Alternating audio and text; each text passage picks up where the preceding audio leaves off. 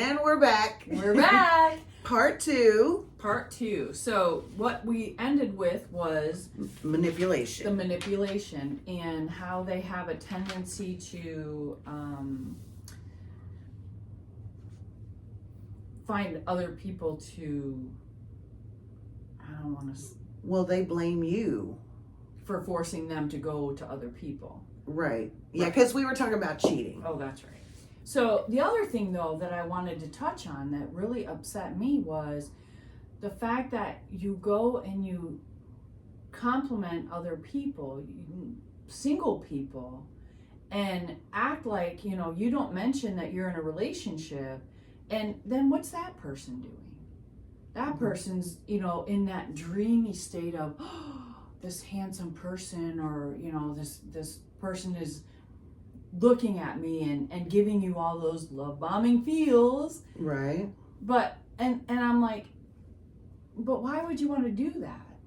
Well, the patterns that you talked about earlier was to find the next person because you know this isn't going to work out. Well, I mean, there's been people in relationships for the very longest time because they haven't had the courage or the ability to break free from it. Right. It's hard. Yeah. And if you come from that sort of upbringing, that's just what you think love is. Yeah. Yeah. You don't know any different. Yeah. And sometimes, like some people take that vow of marriage Right. to the extreme that, well, back in the day, and that's what I don't know how many times I talked to a mother-in-law being like, what do I do? Like, this isn't working. Well, like, this isn't right. What do I do? Well, I don't know, because, your father-in-law was just like that, or it just becomes a norm. And that's another reason people get kind of stuck in those relationships, because they think that they're going to be condemned. Is that a good word? Yeah. If there's they break shame. free. And then on the outside, like, all of this stuff happens in the home. Mm-hmm. Well, I can't say that because It can happen. I've had some messed up, my guys have done some pretty horrible things to me in public. Well, yeah, okay. But for the most part, it's like, oh, but he's a great guy. Why would you even imagine? Yeah. And boys will be boys. And, yeah, exactly. And girls, because girls are messed up too. And that's something I just want to say real quick. It's not, oh, narcissists go to hell. They're damaged too. Exactly. The mental distress that they are in that causes them to be this way, right, is horrendous. Like, they need to heal as well. Exactly. And then if you do find that someone who, like in those situations where you're damaged and they're damaged, but you can work together and become, a power team of destruction, slaying demons, then okay. Oh yeah, if you can heal and grow Together? with someone, oh my gosh, it's wonderful. Unstoppable. Yeah, exactly. But a lot of the times, unfortunately, those aren't the cases. Right. The case is you finally get it and you've had enough, and you go to move on. And right. Then a whole nother. Right. Well, and if you don't heal, you just keep repeating the cycle. Yeah, exactly. So after the manipulation, you give up control. Yeah. And you don't know what to believe anymore. No. Like, I used to think I was this strong, intelligent person, but I guess not, because here's this person that loves me and has vowed to protect me, and be my and they're everything. saying I'm this. Yeah.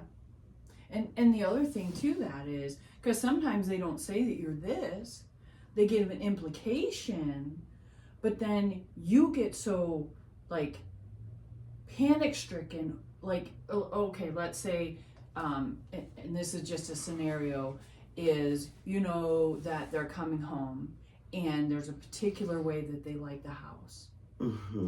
and you work so hard and feverishly to get that done that you overlook something because you're so in a stress state that you overlook it. And another red flag, they come home and they see that you've done all of this work. Oh no, they don't. They don't see none of that for what you missed. Yep. Oh, this would have been nice if you would have done this. Oh, fuck, I'll try to remember. Oh, sorry. I'll try to remember that next time. And you will. I got my ass beat. Oh. The house was clean. The kids were clean. Yeah. Dinner was on the table. Yeah. I had done 4 loads of laundry, folded, put away. Yeah.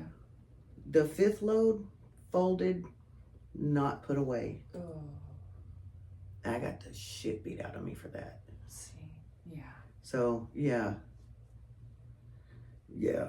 And then 2, it can be more insidious than that. This is kind of a messed up story. And it's not a romantic relationship. This is growing up. This is my... Welcome to my life. Happy childhood. I was a very shy child. I wanted nothing more than to be invisible. I was also labeled the pretty one. My brother was the boy, the oldest, the smart one. My sister was the baby.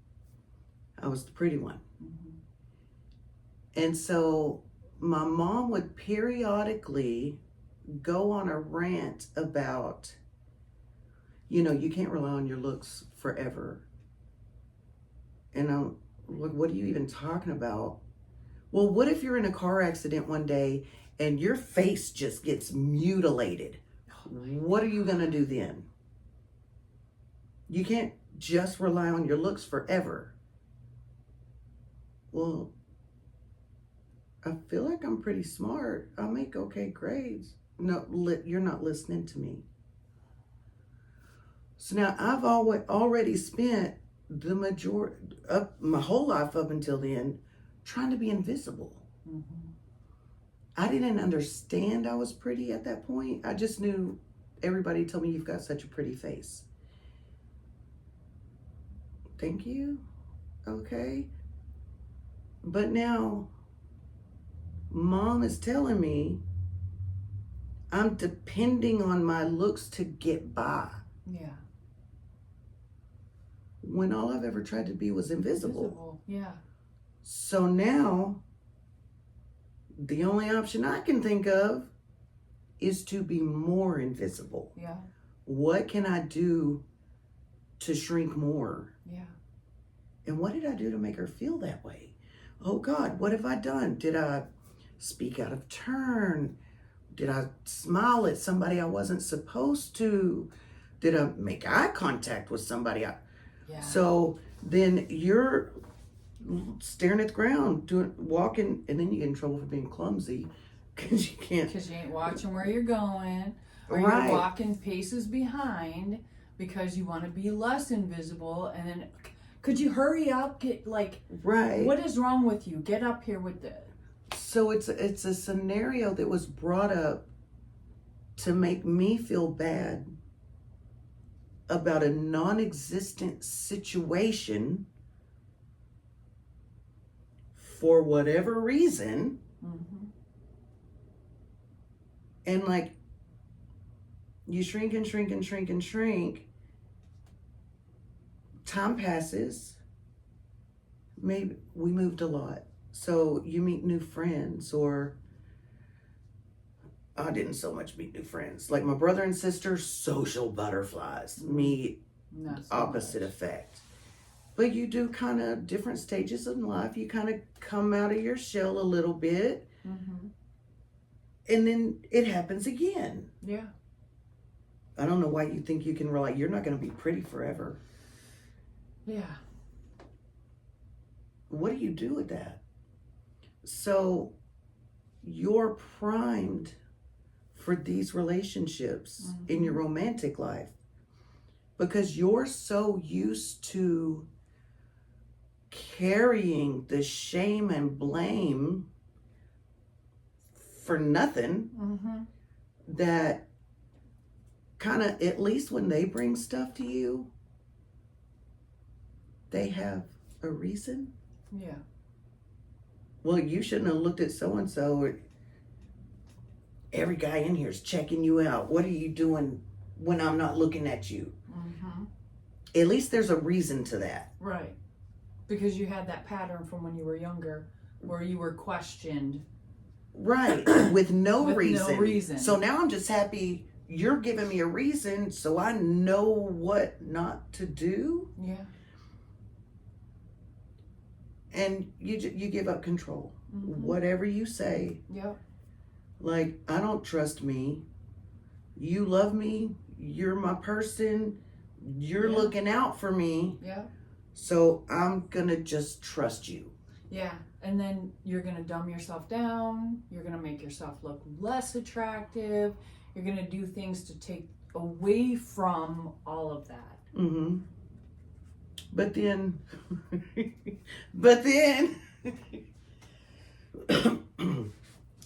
I'm just really not attracted to you anymore because you've let yourself go. Ugh.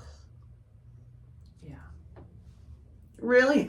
Really? Well, no, but the other thing to that could be that they're not acting attracted to you without Mhm. telling you that you've let yourself go. And then you're like, okay, Why? Yeah, what if... like, if you let yourself go, usually, I mean, you don't put makeup on anymore, or you maybe put some weight on or something. So you're making sure that you weigh yourself every day and eating accordingly so that you don't, you're trying to lose the weight, or you're trying to get to the point where you're more attractive to them, less attractive to anybody else, even the neighbor. Oh my gosh. So yeah, that's the other thing. So it just continuously, it's like that downward spiral. Because I'm trying to fix what's wrong with this relationship because I clearly am the problem. Right. Because you've given all of your power over to them. Exactly. And then you are going mad because you don't have any control.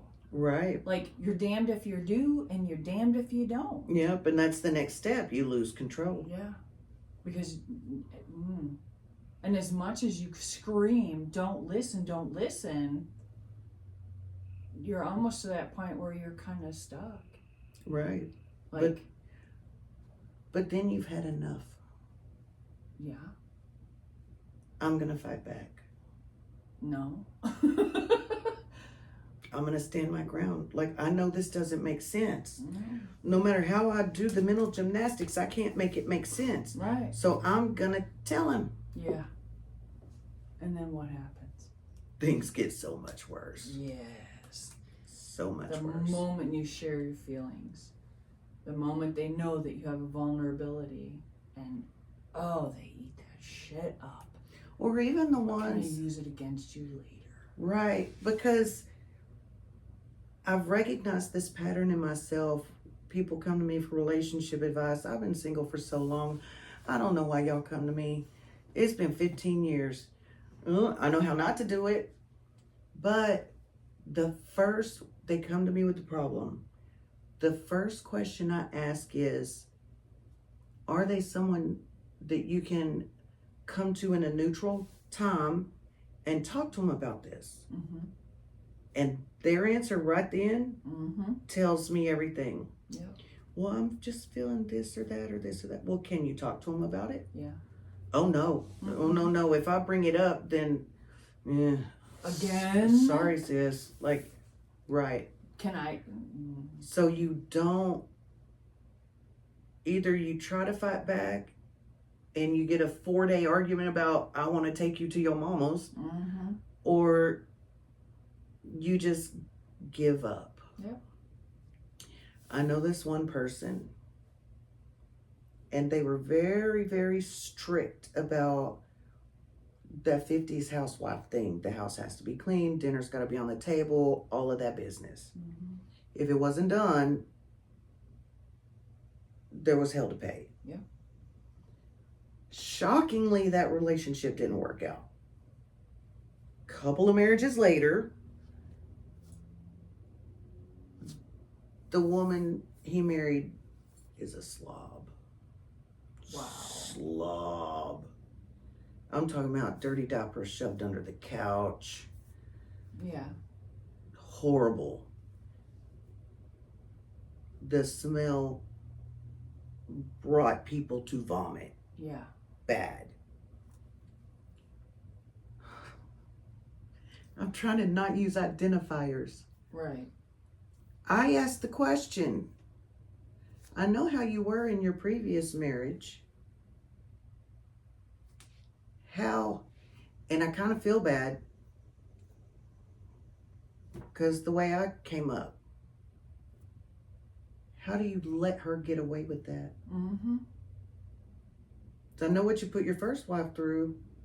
How are you letting her Yeah. be this nasty? He said, I've fought, I've begged, I've helped. I took it over. It was too much. I gave up. The narcissist gave up. That's unheard of. Yeah. Wow. Well, she definitely pays for it in other ways.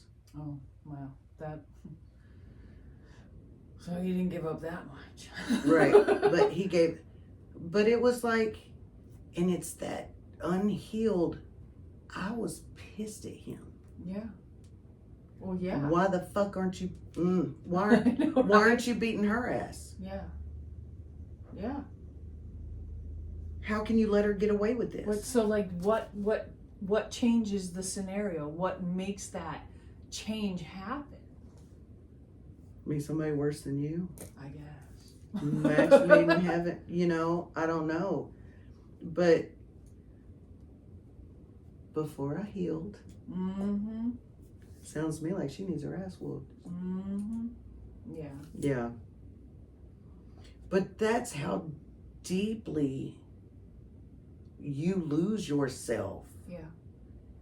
Because now I could have gotten her a beating. Yeah. And in my mind at the time, she deserved it. Mm-hmm.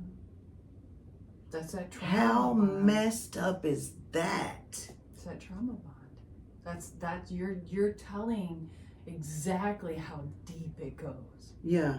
Because it changes. Well, and they've done studies that say people recovering from narcissism, it physically changes your brain's activity and rewires you. Mm-hmm. And that's why it's so very difficult to get out of it. And you have to be able to heal from it, not in the place that it's happening. Yeah. And I think medical therapy is Lots of therapy. Yeah, you need some better help than and I've been to therapy. That EMDR therapy helped me so much. But yeah. Well, and that makes me think too. I would love to blame it all on the narcissist. Oh, I'd love to blame it all on them. Yeah. But we can't do that because, again, using myself as an example, and I know a lot of women like this. When you get into a new relationship, it's like the runaway bride. Mm-hmm. You are all about the guy. Yeah. Or girl. I'm just speaking my experience. Mm-hmm. Whatever he loves, I love. Because I love him. Whatever he's into, whatever he likes. You become a clone Mm-hmm. of the person that you're with. Yeah. It didn't take any love bombing. It didn't take any of that. No. That's how it was. Just, you go into a relationship. That's how I show people I love. That's how I love. Mm-hmm. I thought. Yeah. Yeah. And so I had the thought, still healing. Did I make them a narcissist? Oh, I even question, am I the narcissist? Right. And I ask them that question. They're like, I don't know. Because I used to joke, I make them crazy. Like, I get with somebody that go bananas. Like, they were... Yeah. Well, if you do everything for them, they don't have to do anything, and they're takers, then they're more than happy to let you. Right. And you will run yourself ragged just so they don't have to experience uncomfortable. But see, I'm of two minds on that. Mm-hmm. Because I've realized, but I do come in like that. I am that 50s housewife. I love taking care of my man. Yep, I am too. Your clothes are clean, your dinner's cooked. That brings me so much pride. Yeah. Like, I'm proud to take good care of my man. Yep. But there comes a point where I can't do it every day. Especially now that we're older. I had all kind of energy when I was young. Yeah. It's a different story now. Yeah. Because of one of these relationships, I'm permanently disabled. Yeah. So I can't do that to that extent. Right. But I would do everything. Baby, do you need anything? Oh, I got that. Don't worry about that. I got you. Oh, no, don't clean it. I got it. Mm-hmm. Then it's expected. Yep. Because I set that system up. Yep. But then I became resentful of the system that I put into place. Yep. Yep. Well, they don't ever help me. Why don't they ever even ask if they can help? I'm busting my butt cleaning this house all day, and they're sitting in there playing their game. Yeah. Like, how can they do that? Yeah. Because I taught them to do that. Yeah. I said it was okay. Right. I finally learned, like, I can't be resentful for a system I put into place. Yeah. So now, you're getting your own plate, boo. Not all the time. Me a plate. Right. But I'm learning, well, I don't know. Give and take. No dating. I'll know if I ever find somebody, if it's actually working. We'll see. Yeah. But I would love to say, down with the narcissist. But you can't. We have to be accountable for our part in it. Yep. And our share Mm-hmm. of the dysfunction. Yeah. They wouldn't be able to narciss if we weren't. Susceptible. Yeah. We didn't open ourselves up for it. Because every step we helped them along the way. Because every one of these is a boundary. We could have been like, I'm out. Yeah. But we didn't. We stayed. And we're an equal part of this. Yeah. I agree. But once you've healed, Mm-hmm. once you start that process, then becomes your fault if you don't move. If you don't get away from it, you don't take yourself out of it. Right. And I don't mean to sound harsh, but no, it's true, because people say, why do I keep attracting the same guy? I've said it myself. Why do I keep attracting the same guy? You can attract Bigfoot. mm-hmm. You're the one that's letting them in. Yep. You can attract anybody. It's up to you who you let in. Yeah, exactly. And unfortunately, sometimes it takes those relationships to light the fire to get that healing done, so that you don't open yourself up for something again like that. Right. And on the other part of that too, though, is as you're on that other side, getting out of those relationships, and like with you, like starting to date again. I had somebody ask me out, wanted my phone number, and it terrified me. Like, it absolutely terrified me. There's no way in hell I'm gonna put myself out there like that again. There's no way in hell that situation is ever gonna happen. Mm-hmm. And the only way that I know 100% to not let that happen is to not do it. Right. So, off the table. Sorry about your luck, but no, I'm not in a healed place to do that yet. And see, I'm the opposite. I said no for so long, right? Mm-hmm. I've been single for so long. I went through a stage of, what would you do with a boyfriend? Like, I'm so used to being in my own space, my own rules, my own. Do you stick them in a corner? Throw them some bread and water every once in a while? Bring them out to play or work on the car? And then put them. What do you do with a boyfriend? You know, Yeah. I'm a little more balanced now. I think I figured it out. But I also think I've said no for so long, people have just stopped asking. True. That happens. But that's okay, because that's the energy of things. Mm. Like, once you get to that point where, all right, let's do this shit. Well, we're going to go out tomorrow night. No, Friday night. Friday night. And go see Yeah. what we can find. So, it happens. I mean, ooh, look, we're at an hour already. Okay, well, we got one more. Let's Okay, get to okay. step 7. The addiction to the cycle. How many times do you want to repeat this stuff? Right. Well, and this is that serotonin dopamine cycle. Exactly. And it can come in very different like scenarios. Mm. I mean, we're talking about the extremes, but if you don't learn from the cycle, it's going to be repeated. Right. Because, like, in the beginning, it could look like retail therapy. Yeah. You do anything to get that hit of dopamine to just, all you want to do is feel good. You just, not even good. Yeah. You just don't want to be miserable. Yeah. And so you're willing to do anything. Yeah. You want to go hike in the North Pole for 10 hours with only, socks on? Yeah. Because it's attention. It's something that we can do. It gives you that dopamine hit. Yeah. But then to make sure that before you get there, they rip you to shreds so that you don't have a good time. Right. Not that would be, well, for some it would be not a good yeah, time. but this is more about, this is the part of the cycle where people, like the retail therapy, or cheat, or in really bad cases, start drinking and doing drugs. Mm-hmm. Anything to not feel miserable. Mm-hmm. Yeah. And that's a dangerous place. Yeah.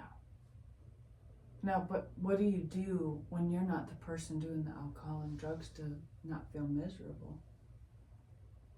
You're being blamed for the relationship going to shit because you're doing the alcohol and drugs. So look, it's all your fault. Yeah. If you weren't doing this, we'd be all hunky-dory. Or if you didn't have a problem with me doing it, then everything would be great. Right. I don't know why you're so upset about it. Right. That's... And like, you're the one that drove me to drinking. Mm-hmm. Yeah. Yeah. So. And two, like, one of the other things that I noticed about that, and I know we're kind of on a time crunch, so maybe we'll talk about it another time. Because this is going to be a series. Yes, we are definitely going to be talking about this some more. So, all right. Well, we're at 58 followers on the other one?